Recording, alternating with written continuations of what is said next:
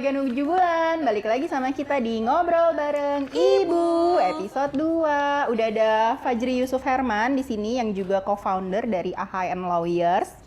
Haji makasih ya udah datang ya. Nah, kalau tadi kita udah ngobrol-ngobrol soal perjanjian pranikah dan perjanjian dalam pernikahan yang ternyata nyata adanya ya dan bisa dilakukan.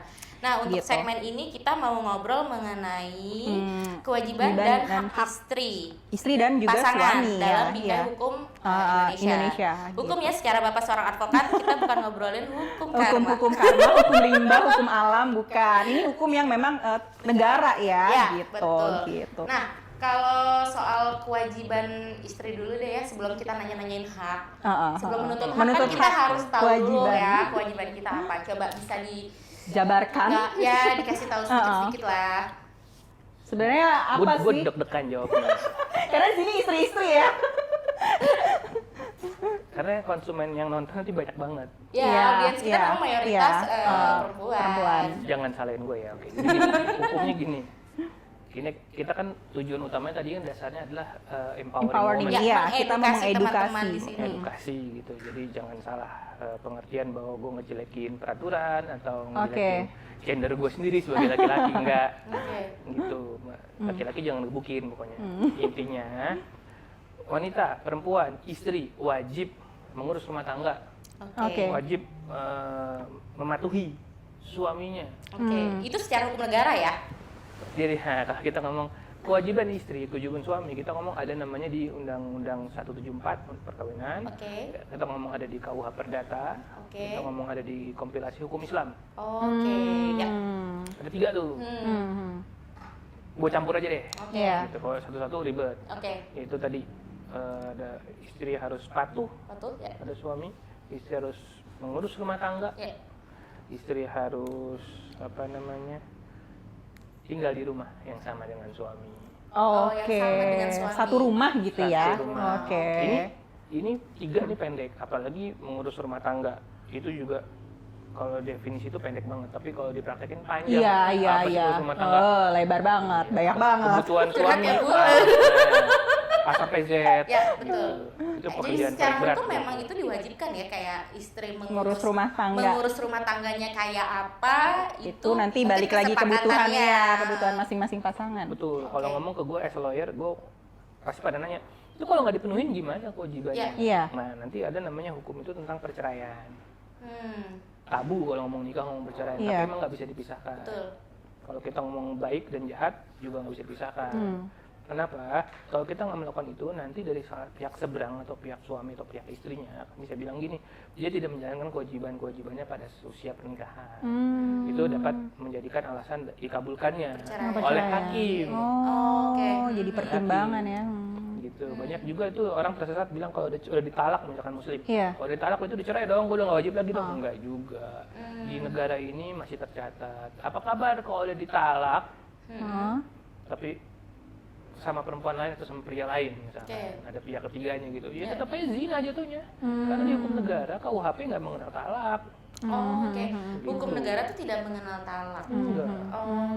Itu kompilasi hukum Islam, tentang agama Islam. Nah, bercerai itu harus dilakukan juga di pengadilan, diputus oleh hakim. Kalau misalkan agamanya Islam, maka ke pengadilan agama. Kalau agamanya non Muslim, apapun agamanya, itu harus ke pengadilan negeri. Itu panjang kalau ngomong teknis formilnya. Baik lagi, tadi kewajiban panjang. Kewajiban istri, kewajiban suami menafkahi keluarga. Nafkahnya lahir berarti tadi ada sandang pangan papan kan, ya gitulah. Lahir batin sandang pangan papan. A sampai Z. Itu memimpin keluarga, mewakili istri, bertindak hukum. Yang tadi. Balik lagi kan ya. Ngobrol bahwa suami dapat bertindak mewakili istri dalam hal melakukan perbuatan hukum terhadap asetnya, transaksi jual beli. Gitu. Tapi di untuk si suami ini, si istri tuh nggak wajib kayak gitu, nggak dikasih hak kayak gitu. Oh, kita tidak punya hak kayak gitu. Enggak. Tapi suami berhak ya. Suami berhak. Terus tadi istri dibilang wajib tinggal di rumah yang sama dengan suami. Nah, ini suami-suami di luar sana jangan don't blame me gitu. Tapi peraturan begitu.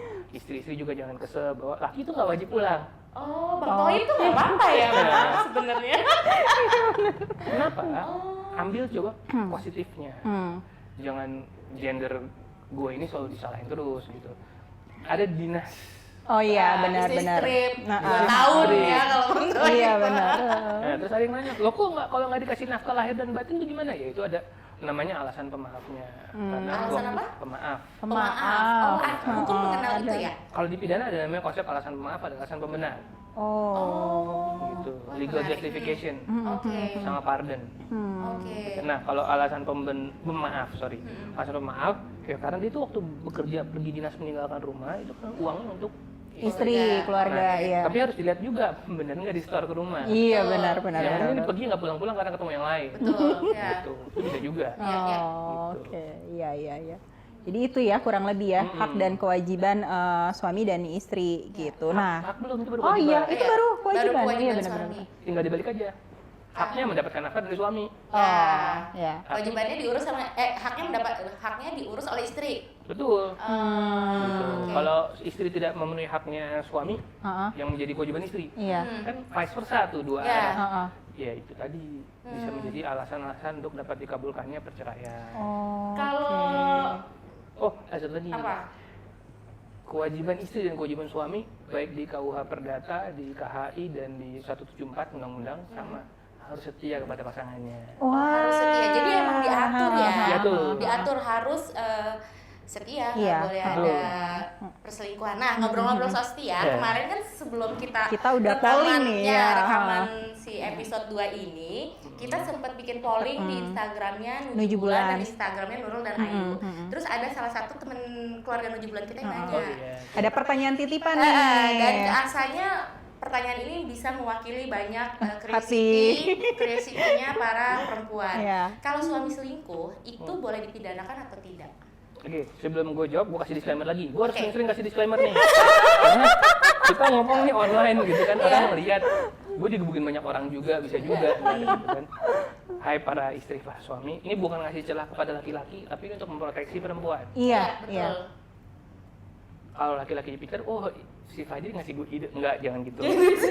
Jangan ya. Semoga para suami nggak usah nonton ya segmen ini. Selingkuh, kalau di KUH pidana, gue nih anak pidana, S1 gue tuh Selingkuh pidana. tuh tindakan pidana ya? Ya, tindakan pidana. Jadi gini, selingkuh terminologi hukum tuh nggak ada. Di terminologi hukum nggak ada? Adanya perzinahan. Perzinahan adanya, Mukah atau overspell. Gitu. Di KUH pidananya bilang, apabila patut diketahui baginya, si perempuan mengetahui si laki-laki sudah beristri, atau si laki-laki sudah mengetahui perempuan itu sudah bersuami, dan mereka melakukan overspell atau zina, bobo cantik ya, maka dapat dikenakan sanksi pidana sekian-sekian. Jadi ini akan menjawab pertanyaan yang pasti nanti akan timbul. Kalau laki gue selingkuh, ceweknya yang sana kena juga? Ya kena juga. Kena juga. Mau ceweknya dia doang apa gonta-ganti bisa aja. Selama si ceweknya itu tahu. Selama pelapornya adalah si pasangan yang terikat pernikahan. Yang melaporkan harus si pasangan. Harus pasangannya. Ibunya pasangan, bapaknya pasangan nggak bisa. Bisa. Emang harus kita sendiri yang memperjuangkan keadilan. Dan banyak sih, bukan kadang banyak perzinahan yang secara faktual udah ada buktinya, udah diketahui, tapi si istrinya nggak mau membuka karena punya anak, nggak mau suaminya image-nya jelek, bapaknya anak. Iya. Dan sebaliknya juga loh. Iya. Si laki-laki mengetahui perempuan yang begini, dia diem aja karena ini citra dari ini ibu anak-anaknya. Iya. Banyak juga kayak gitu. Iya. Zina, baik lagi definisinya. Tadi ngomong perselingkuhan, kan ini ngomong perzinahan.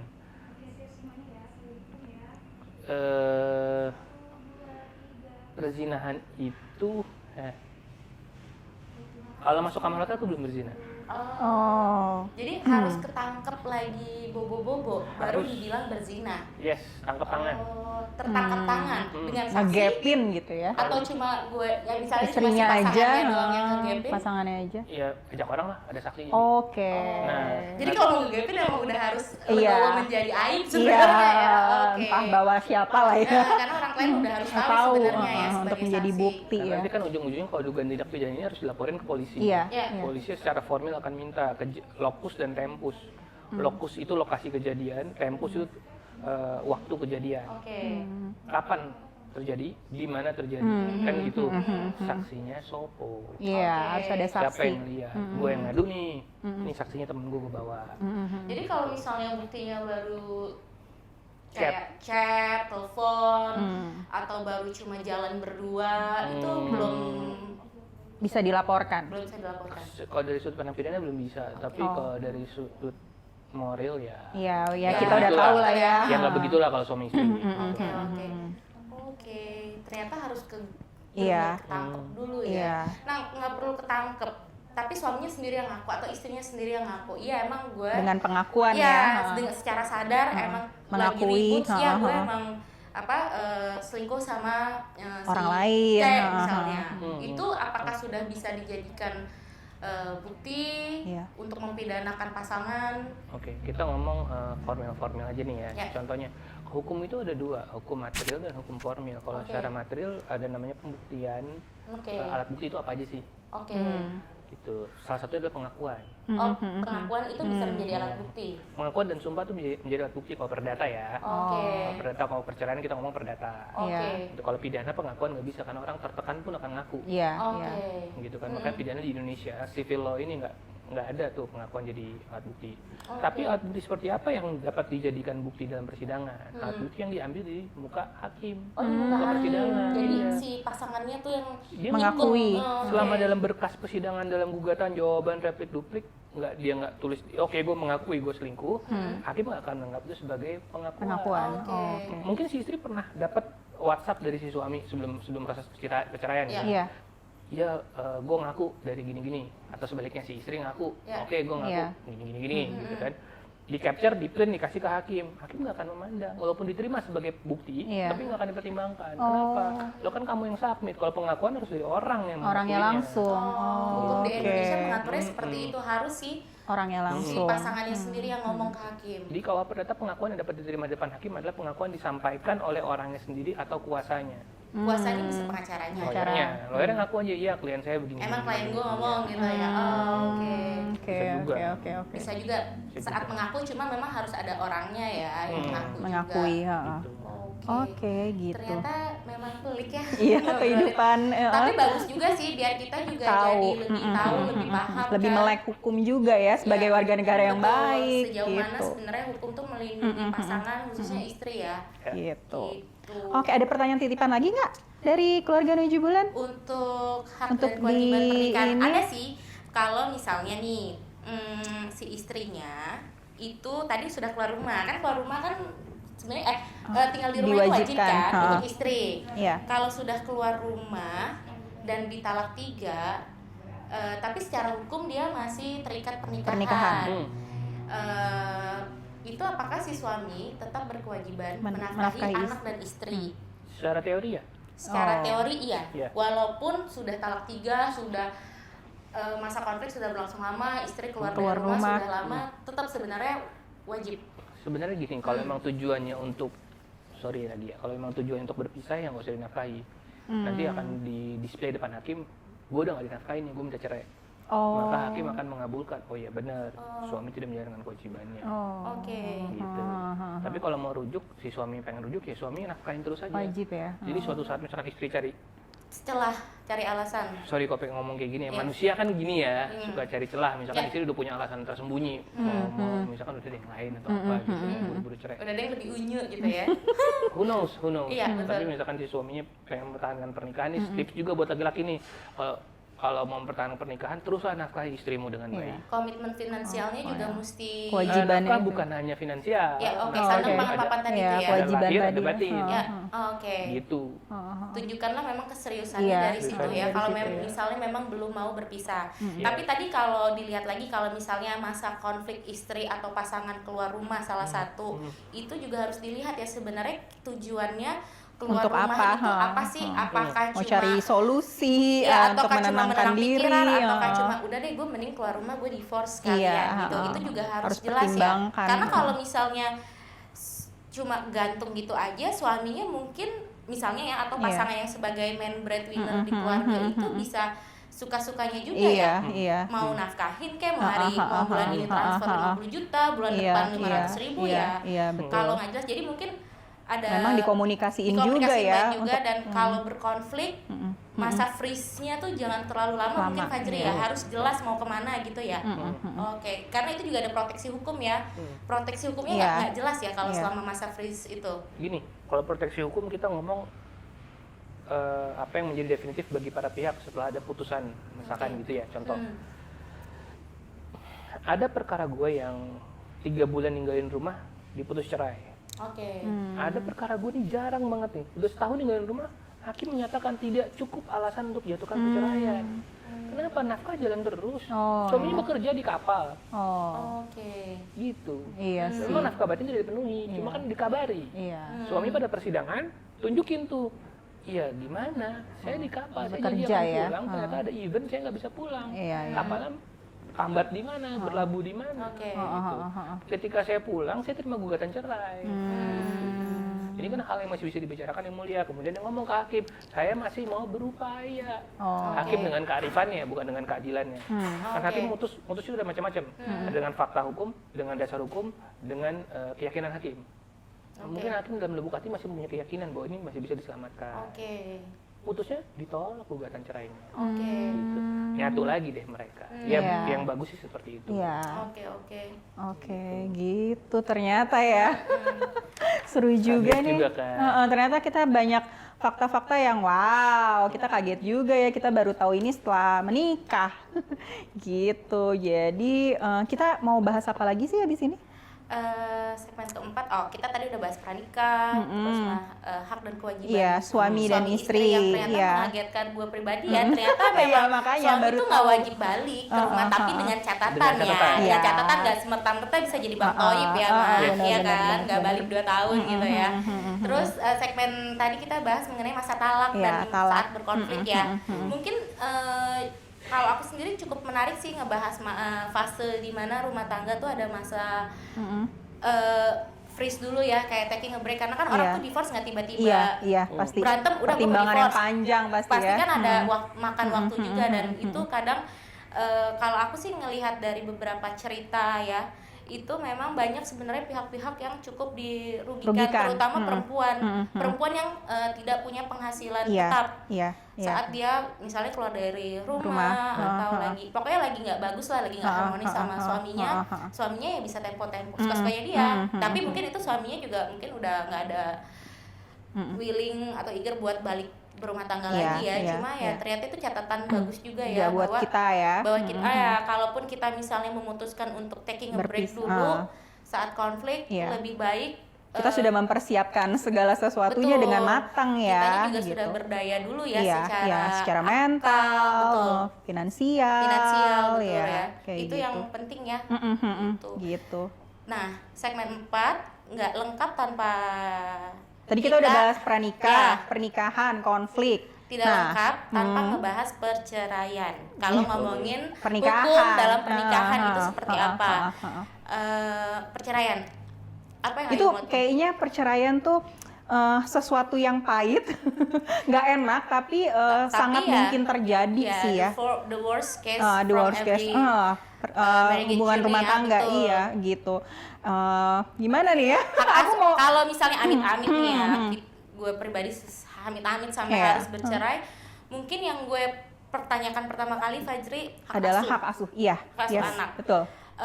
Kustodinya mesti apa yang harus gue lakukan biar anak gue tuh jatuh bisa hak asuhnya ke ya, kita. karena kan yang kalau gue tahu sebagai orang awam dengan pengetahuan hukum yang tidak seberapa, selama anak lo masih di bawah umur itu bisa ke ibunya. Ibu. Tapi kalau misalnya ibunya ada sakit fisik atau ibunya depresi karena proses perceraian yang sangat merugikan mental, yang very draining gitu kan. Apakah sih hak anak ini, hak asuh anak bisa tetap dimenangkan ibu? Apakah ibu harus bersyarat nggak sih sebenarnya? Syaratnya ibu tuh apa? Pertanyaan gue simpel, syaratnya ibu apa sih biar untuk mendapatkan hak asuh anak penuh ya? Oke, ngomong ke perceraian ya sekarang ya, dan akibat hukum atas terjadinya perceraian gitu ya. Gini, gue ini baru 10 tahun jadi lawyer, tapi gue punya partner, dia tuh senior ya, bedanya juga 10 tahun di atas gue gitu. Lebih dari 10 tahun, 12 tahun kurang lebih bedanya umurnya. Nah, dia itu sejak early tahun 2000-an, dia itu sudah memproklamirkan, dia memproklaim dirinya adalah lawyer spesialis perceraian. Spesialisasi perceraian. Begitu ketemu gue di 2010, merambak menjadi hukum keluarga. Karena kan gue nih spesialis komersial law, membahas tentang kebendaan, harta, aset, bisnis segala macam. Nah, hukum keluarga erat juga kaitan di situ, udah gue gitu. Betul. Hartanya kalau saham perusahaan dan lain-lain kan gitu. Nah, si partner gue ini, halo Mas Hanif, Hai Mas Hanif, semoga nonton kita ya. Si partner gue ini dia bikin quotes, divorce is not a solution, it's a way out. Divorce is not a solution, but it's a way out. Bukan solusi, cuma jalan keluar. Kalau udah ribet. Kalau udah pusing. Udah pusing banget. It's a way out. Kenapa? Karena itu nggak akan ngeberesin masalah yang ada. Udah sebetulnya kabur ya, setelah aja. Perceraian ya, ada masalah gono gini, ada masalah mental anak juga sebetulnya ya. Sampahnya tuh juga banyak sebenarnya ya. Kalau datangnya ke gua sama datangnya ke Mas Hanif, penanganannya agak berbeda. Kalau gue nih masih, balik lagi, lawyer akan menangani dengan etikatnya dia sendiri. Kalau gue masih mau menangani dengan amicable solution. Gue orangnya nyari solusi. Problem solver. Gue sebagai, kalau di kantor gue nih, gue fixernya. Gitu. Kalau Mas Hanif penyelesainya. Udah lo maunya apa, gue send, beres. Gitu. Nah, kalau kayak gue ini, gue mau coba solve dulu. Gue ajak ngobrol dulu. Bener mau cerai. Apa sih? Gue dengerin dulu ceritanya. Gue tampung dulu, kalau bisa gue coba damaikan. Kalau gagal baru, udah fix ya. Baru nih kita ngomong lagi, anaknya mau kemana? Mau ikut bapak atau ikut ibu? Gitu. Nah, kalau tadi gue ngomong amicable solution, kenapa enggak kalau memang kalian mau cerai, kalian ngomong baik-baik. Anak itu pasti akan dewasa sebelum waktunya kalau anak perceraian ya.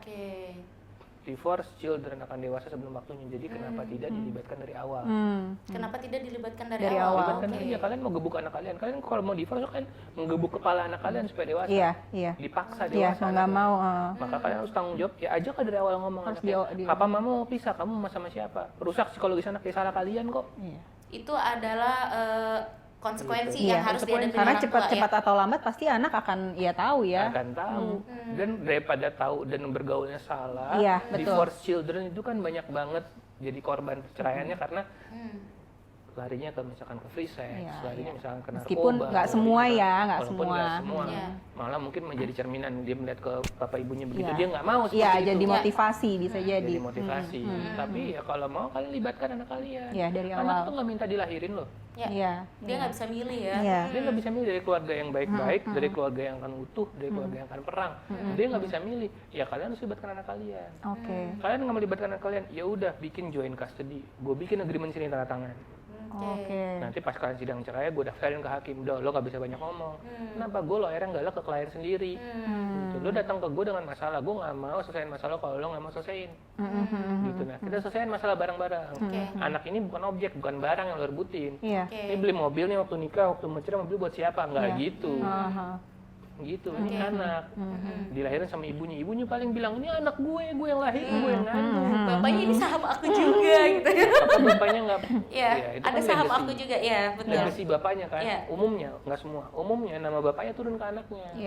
Bapaknya tetap mau ikut ngurus, gitu kan. Terlepas apapun permasalahan perceraiannya ya. Di antara dua belah pihak itu loh, apakah terserah gitu. Nah, kalau gue sarankan bikin joint custody, bikin perjanjian hak asuh bersama. Hak asuh bersama. Jadi memang harus menurunkan ego Ego, sedikit iya. ya, terlepas Banyak, yang salah. bukan sedikit. Banyak, Banyak ya, ya. banyak. Oke, menurunkan banyak ego saat memutuskan untuk bercerai dan bercerai. memikirkan masa depan anak ya juga. Mau yang selingkuh istri atau yang Iya, selingkuh suami lagi-lagi atau ini, apapun alasannya siapa yang salah, uh, uh. saat ngobrolin hak asuh memang lebih baik tadi joint custody aja Iya, sekalian ya iya. untuk kebaikan Betul. bersama juga ya. Betul. Oke. Nah, Gitu. kalau tadi Nurul nanya apa sih ibu supaya dapat hak asuh anak? Iya. Sama pertanyaan dengan gimana suami, gimana cara Iya, dapat hak asuh anak? iya. Oke. Tadi Nurul bilang kalau umurnya masih belum dewasa, maka apa namanya menjadi hak asuh anak pada ibu. gitu Jatuh kan. ke ibu. Jatuh ke ibu, gitu kan. Tadi ada satu belum gue jawab tuh tentang kewajiban suami. Ya, apa tuh kewajiban suami yang kita lagi. belum Boleh tahu? dicatat lagi ya. Yang kita belum tahu nih. Suami wajib menafkahi anaknya. Oke, suami Sampai wajib anaknya menafkahi. setidaknya menikah. Oh, sampai Oh. menikah bukan sampai Atau- dewasa doang. Nah, belum selesai kali. Oke. Menikah Heeh. atau dewasa Oh, oke. atau mampu menghidupi dirinya sendiri. Oh iya. Ini vast banget, maksudnya Iya. lebar banget. Iya, iya, iya. iya. Menikah tuh umurnya cakep. Berapa? Beda, Beda-beda ya. Beda. Kemudian dewasa macam-macam. Oh. Dewasa di pidana anak 16, dewasa di perdata 17, dewasa untuk melakukan perbuatan hukum 21. Oh, Itu beda-beda. iya, iya. Hukumnya beda-beda. Ya safe to say-nya ya udah 21. 21. Oke. Nafkahin tuh anak sampai 21 semuanya. 21. Berarti logikanya kalau di Indonesia berarti lulus kuliah lah sebenarnya. Iya, Iya, betul. iya. Logikanya. Tapi kan kemampuan baik lagi. Iya. Kemampuannya si, ada, kemampuan belum tentu si ada. Iya. suami itu Kemampuan sendiri ya. suami. Nah, tadi baik lagi, gimana sih nge-build image si ibu atau si bapak supaya dapat hak asuh? Iya. Kalau kita ngomong di kompilasi hukum Islam, perkara perceraiannya hak asuh anak untuk muslim, ada namanya standar garis mumayyiz. Dewasa tuh 12 Garis mumayyiz. Oke. mumayyiz. 12. Anak belum dewasa tuh mumayyiz. Mumayyiz. Oke. 12 tahun. 12 tahun. 0 sampai 12 tahun Sampai 12 itu tahun. mumayyiz. Jadi kalau misalkan udah dewasa setelah beranjak 13, Oke. dia bisa memilih mau sama bapak apa sama ibu. Oh, gitu. oke. Gitu. Ya, ya, ya. Tapi itu hanya di muslim. Di non muslim agama apapun ternyata tidak ada kaidah yang mengatur. Kalau di agama apapun tidak ada begitu. Ternyata hanya sampai dewasa hak asuh anak. Dewasanya itu nggak ada garis batasnya. Gitu. Nah, ingat loh, hak asuh bukan hak mengatur. Iya, mengasuh ya, bukan mengatur ya. Ingat loh, Iya. anak ini bukan diatur tapi diasuh dengan Diasuh. baik. Jadi nggak ada tuh aturan kalau udah ribut mantan suami sama anak istri, gue mau atur sekolah anak di sini. Kalau anaknya nggak mau, Iya, iya, iya, iya. jangan bebel, lu udah ribut udah cerai. Iya. Sekarang anak masih mau diatur. Ya, Iya, betul. iya, iya. Gitu. Gue galak banget sama klien beneran nih. Apalagi kalau kliennya datang ke gue dengan alasannya mau bercerai. Oh, oke. Gitu.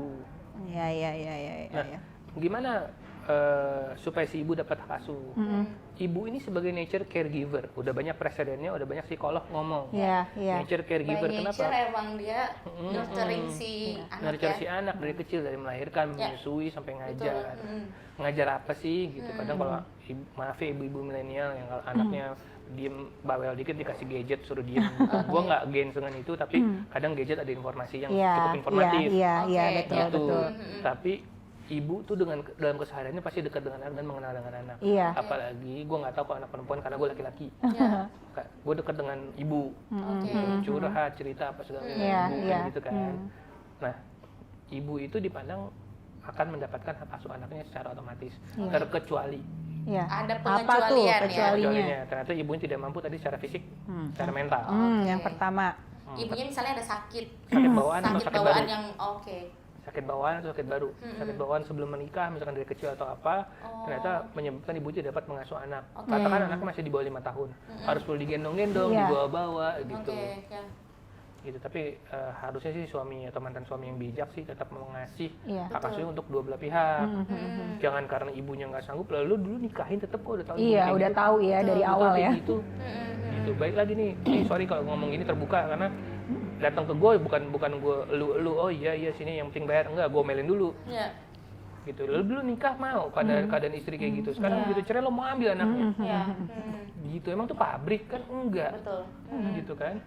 Nah, gimana caranya supaya ada pembuktiannya bahwa Iya. ibu itu memang pantas, memang suportif untuk mendukung tumbuh kembang Kembang anak. anak. Ya.